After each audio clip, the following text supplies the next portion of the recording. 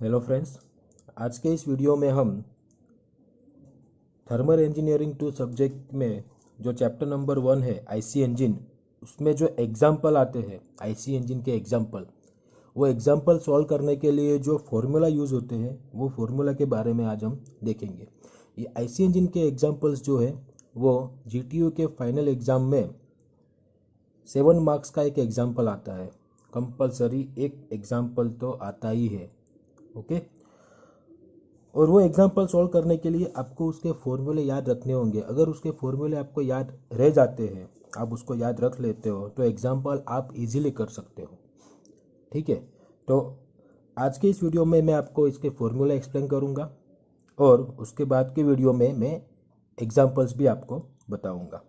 Okay, तो अभी start करते हैं। सबसे पहला फॉर्मूला है हमारा indicated power, most IMP. Indicated power, brake power, mechanical efficiency, indicated specific fuel consumption, brake specific fuel consumption, indicated thermal efficiency, brake thermal efficiency and frictional power। इतने फॉर्मूले मोस्ट आईएमपी है। Okay, जिसके example में वही ज़्यादातर पूछाते हैं। तो सबसे पहले इंडिकेटेड पावर आईपी। तो इंडिकेटेड पावर का फॉर्मूला क्या है? IP is equal to P M, P suffix M, P M LANK divide by 60,000 in kilowatt. Indicate power kilowatt में आएगा। ओके, आपको आप इसको शॉर्ट में plank divide by 60,000, plank plank PLANK, plank divide by 60,000 याद रख सकते हो। ओके, तो अभी एक एक उसका नोटेशन देख लेते हैं। PM मीन्स क्या है? तो mean effective pressure in cylinder. Engine cylinder में जो मीन इफेक्टिव प्रेशर होता है उसको PM नोटेशन देंगे हम, newton per metre square. Okay, L तो stroke length in metre. Okay, unit याद रखना है। अगर आपको डेटा में सेंटीमीटर में दिया होगा स्ट्रोक लेंथ, तो आपको उसको मीटर में कन्वर्ट करना होगा। Okay, A means area. Okay, piston area in metre square. तो पिस्टन एरिया का फॉर्मूला क्या आएगा? एरिया का फॉर्मूला तो π/4 d स्क्वायर। तो D मतलब क्या होगा? Diameter of piston in metre. Okay, N is equal to number of power stroke per minute. एक मिनट में कितने नंबर ऑफ पावर स्ट्रोक हो रहे हैं? ओके, इंजन में एक मिनट में कितने नंबर ऑफ पावर स्ट्रोक हो रहे हैं उसे हम स्मॉल n नोटेशन दिया है। ओके, अभी ये जो n है वो डिपेंड करता है कि आपका इंजन 2 स्ट्रोक इंजन है या तो फिर 4 स्ट्रोक इंजन है। ओके, तो अगर 2 स्ट्रोक इंजन होगा तो n is equal to n, that means small n is equal to आपका जो स्पीड है उतना ही हो जाएगा। क्यों? क्योंकि 2 स्ट्रोक इंजन में 2 स्ट्रोक में एक पावर स्ट्रोक हो रहा है। ओके, और 4 स्ट्रोक इंजन में 4 स्ट्रोक में एक पावर स्ट्रोक होगा, तो पूरा हाफ हो जाएगा। क्लियर? तो इसलिए एक कंप्लीट रोटेशन होगा शाफ्ट का, तब जाके एक पावर स्ट्रोक होगा, और 4 स्ट्रोक में 2 रिवॉल्यूशन के बाद एक पावर स्ट्रोक होगा। तो एक रिवॉल्यूशन के बाद एक power stroke, revolution per minute, तो number of power stroke is equal to number RPM 2 stroke के लिए। और 4 स्ट्रोक के लिए शाफ्ट जो है हमारा वो टू कंप्लीट रिवॉल्यूशन करेगा, उसके बाद हमको एक पावर स्ट्रोक मिल रहा है। ठीक है, तो इसका मतलब नंबर ऑफ पावर स्ट्रोक मतलब जितना RPM रोटेट होगा, जितना शाफ्ट रोटेट होगा, उसका हाफ हमको पावर स्ट्रोक मिलेगा 4 स्ट्रोक में। ओके, तो N is equal to N/2 in 4 stroke engine. दोनों इसमें कोई भी एक याद रख लो आप। ये 2 स्ट्रोक का याद रख लो कि 2 स्ट्रोक इंजन होगा तो N इज इक्वल टू जो RPM दिया है N वो ले लेने का। ओके, तो 4 स्ट्रोक दिया होगा तो उसका अपोजिट हमको कर देना है N/2। Clear? K is equal to number of cylinder. मतलब एग्जाम्पल में जब हमको डेटा दिया होगा तो नंबर ऑफ सिलेंडर कितने दिए, सिंगल सिलेंडर है, 4 सिलेंडर है, 3 सिलेंडर है, जितने भी दिए होंगे तो नंबर ऑफ सिलेंडर। अगर सिंगल सिलेंडर है तो 1, अगर कुछ भी नहीं दिया हो फिर भी आपको K इज इक्वल टू 1 लेना है, नंबर ऑफ सिलेंडर 1 लेना है। ओके, और N is equal to RPM, engine speed. Clear? तो इंडिकेट पावर हो गया कंप्लीट। ओके, तो अभी आता है ब्रेक पावर।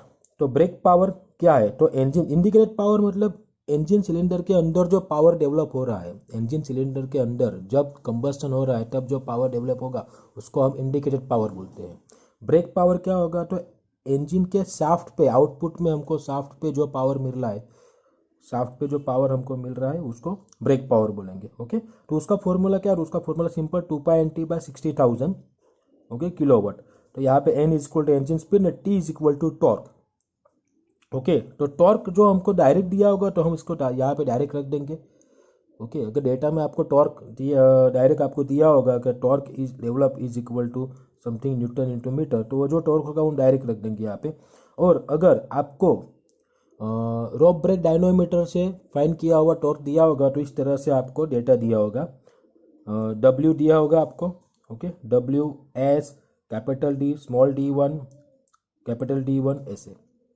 ओके, अभी कई बार क्या होता है कि एग्जाम में जो है आपको नेट लोड ब्रेक लोड जो है नेट ब्रेक लोड आपको दे देते हैं, नेट ब्रेक लोड। तो वो क्या है? W इज इक्वल टू क्या है? वेट इन पान इन मीटर न्यूटन। ओके, जो रोप ब्रेक डायनोमीटर में जो पैन होता है, पैन में जो वेट रखते हैं, तो उसमें पैन में जो वेट होगा वो हमको W होगा। ठीक है, weight in pan in newton W। H is equal to, तो स्प्रिंग बैलेंस में जो रीडिंग आएगा, स्प्रिंग बैलेंस जो डायल होती है उसमें जो रीडिंग आएगा वो S आएगा, तो WS। तो W माइनस S करेंगे तो हमको क्या मिलेगा? Net brake load. Okay, net brake load W minus S। अगर नेट ब्रेक लोड देंगे तो W माइनस S ले लेना है हमको डायरेक्ट। ओके, फिर D क्या है? तो इफेक्टिव डायमीटर इन मीटर। तो जो ड्रम का डायमीटर होता है इफेक्टिव डायमीटर, वो हमको अगर एक ही डायमीटर दिया होगा तो कैपिटल D ले लेना है हमको, एक ही डायमीटर दिया होगा तो। अगर आपको ब्रेक पुली डायमीटर या तो drum diameter and rope diameter दिया होगा, ये रोप डायमीटर और ब्रेक पुली डायमीटर दिया होगा, तो फिर आपको capital D is equal to क्या होगा? Capital D is equal to यहाँ पे D1 प्लस D1, ये हमारा कैपिटल D होगा। ओके, कैपिटल D1 मतलब brake pulley diameter plus small d1, तो ये दोनों का जो एडिशन होगा वो हमारा इफेक्टिव पुली डायमीटर होगा d/। तो ये फॉर्मूला हमको याद रखना है टॉर्क के लिए, W minus S into d/2, where W is equal to weight in pan. Okay, pan में जो वेट होगा वो, S equal to spring balance reading, capital D effective diameter. Okay, brake drum जो होता है उसका इफेक्टिव डायमीटर, एक ही diameter दिया होगा तो हमको उसको इफेक्टिव डायमीटर कंसिडर करके कर लेना है। अगर आपको रोप डायमीटर भी दिया होगा और दूसरा एक डायमीटर दिया होगा ब्रेक पुली डायमीटर, तो इफेक्टिव डायमीटर D क्या आएगा हमारा? तो D1 प्लस D1, ये दोनों का एडिशन करना है। ओके, डिवाइड/2, तो ये टॉर्क मिल जाएगा। फिर ये टॉर्क की वैल्यू हमको यहाँ पे इनपुट करनी है और टॉर्क की वैल्यू यहाँ पे रखेंगे तो हमको ब्रेक पावर मिल जाएगा। ओके, ब्रेक पावर कंप्लीट हो गया। Next, frictional power. ओके, तो जब इंजन रन हो रहा है, इंजन चल रहा होगा, तब इंडिकेट पावर और फ्रिक्शन लग रहा होगा उसमें, इसलिए friction power is equal to indicate power minus brake power. जो इंजन सिलेंडर में पावर डेवलप हो रहा है और हमको जो आउटपुट में शाफ्ट पे पावर मिल रहा है, वहाँ तक आते आते बीच में बहुत सारे फ्रिक्शन लगेंगे। ओके, दोनों बहुत सारे पार्ट्स के बीच में वियर आउट होगा और फ्रिक्शन की वजह से पावर लॉस हो रहा है, तो वो फ्रिक्शन पावर होगा, तो indicate power minus brake power होगा। Friction power is equal to IP minus BP। Clear? अभी नेक्स्ट, मैकेनिकल एफिशिएंसी। तो efficiency is equal to output divide by input. Okay, तो मैकेनिकल एफिशिएंसी क्या होगा? तो brake power divide by indicated power. Okay, तो output में जो power मिलेगा हमको वो ब्रेक पावर, शाफ्ट पे जो पावर मिलेगा वो ब्रेक पावर, डिवाइड बाय जो इंजन सिलेंडर में पावर डेवलप हो रहा है फ्यूल के कंबस्टन से। ओके, तो वो हमारा indicate power, brake power divide by indicate power, mechanical efficiency. Okay, multiply by 100 करेंगे तो परसेंटेज में आपको मिल जाएगा। Indicated specific fuel consumption ISFC, indicated specific fuel consumption है अपन इंडिकेटेड।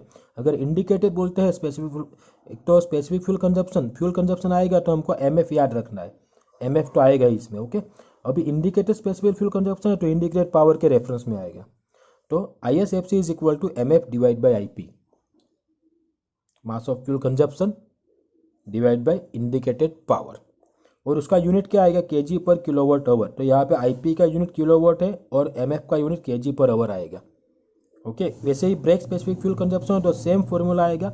यहाँ पे इंडिकेटेड स्पेसिफिक फ्यूल कंजप्शन है तो यहाँ पे BSFC है, तो BSFC के लिए यहाँ पे MF तो आएगा ही, लेकिन IP की जगह पे ब्रेक पावर आएगा BP, MF divide by BP। Okay, ये मोस्ट IMP है, ये इतना नहीं पूछा था, लेकिन ये ब्रेक BSFC बहुत ज़्यादा आता है, kg पर किलोवाट आवर, MF इन kg पर आवर।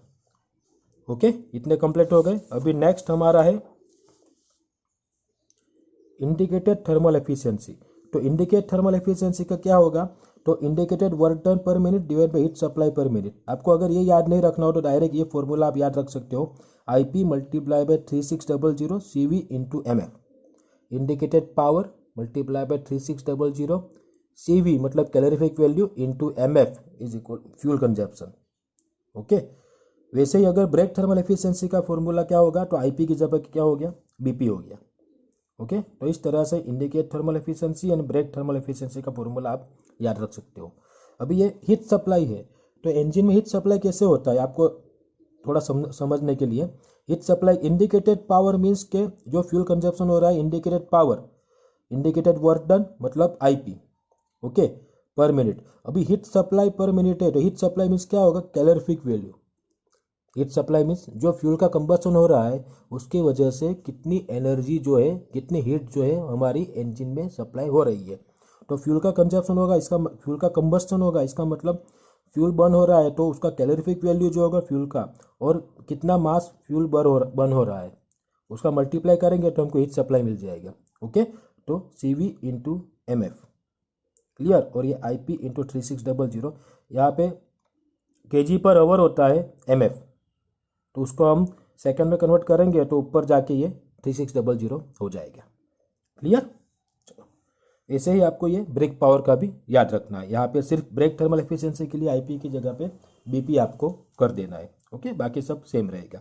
ये CV is equal calorific value of fuel in kilojoule per kg, MF fuel consumption in kg per hour. यहाँ पे kg पर आवर है तो इसको हमें उसको सेकंड में कन्वर्ट करना पड़ेगा। ओके, तो उसके लिए हम कन्वर्ट करते हैं इंडिकेटेड पावर इन किलोवाट और brake power in kilowatt, clear. Next, heat rejected in cooling water. Cooling water में कितना हीट रिजेक्ट हो रहा है उसका फॉर्मूला है, तो Q is equal to MW into CPW into delta T। Okay, तो MW cooling water required in kg per minute. Okay, कितना कूलिंग वाटर आपको रिक्वायर है तो उसका मास आप बोल सकते हो, cooling water require in kg per minute. CPW specific heat of water kilojoule per kg kelvin, 4.187 kilojoule per kg kelvin. अगर नहीं दिया हो आपको डेटा में तो आप इसको याद रख लेना। Delta T temperature rise in cooling water in degree Celsius. ये टेम्परेचर राइज आपको डायरेक्ट डेटा में दिया होगा, 50 डिग्री सेल्सियस, 60 डिग्री, जो भी होगा वो ले लेगा। यहाँ भी वैल्यू पुट कर दो, आपको आंसर मिल जाएगा। ओके, तो इतने फॉर्मूला है, मोस्ट टाइम भी फॉर्मूला है। ओके, ये भी ज़्यादातर नहीं पूछा था, लेकिन ये सब फॉर्मूला जो है वो आपको अच्छे से याद कर लेने हैं। अच्छे से याद कर लोगे तो ये एग्जाम्पल से ये आपको 7 मार्क्स में आता है, वो आपको कंप्लीट करने के लिए ये फॉर्मूला तो याद रहने ही चाहिए। Okay, thank you.